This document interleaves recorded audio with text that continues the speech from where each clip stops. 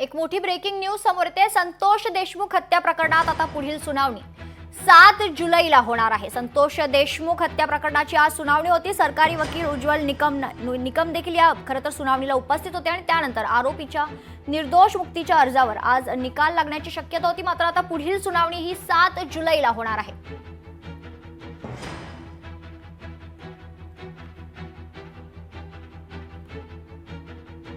मस्साजोग गावचे सरपंच संतोष देशमुख हत्या प्रकरणाची आज खरं तर बीडच्या जिल्हा विशेष सत्र न्यायालयात सुनावणी होणार होती।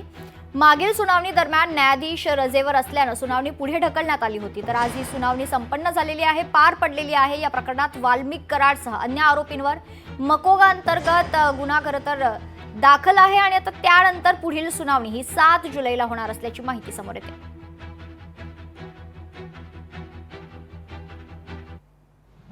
महेंद्र सर, आजच्या सुनावणीमध्ये काय झालं? वाल्मिक कराडने त्याचा संतोष देशमुख यांच्या खुनामध्ये सहभाग नाही, मौका लागत नाही अशा रीतीचा त्यांचा जो युक्तिवाद होता त्याला आज आम्ही जोरदार विरोध केला आणि न्यायालयात आम्ही स्पष्ट करून सांगितलं की त्याच्या विरुद्ध काय काय पुरावे आहेत, त्या पुराव्याची जंत्री आज न्यायालयासमोर आम्ही सादर केली। त्याचप्रमाणे कटाचा सूत्रधार हा नेहमी पडद्यामागे असतो आणि आपल्या कठपुतल्यांच्या मार्फत तो दुष्कृत्य करत असतो किंवा ॲक्टिंग करत असतो।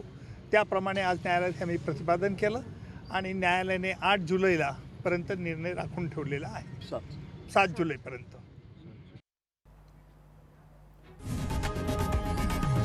लोकशाही मराठी ऐका, पहा, जागरूक रहा।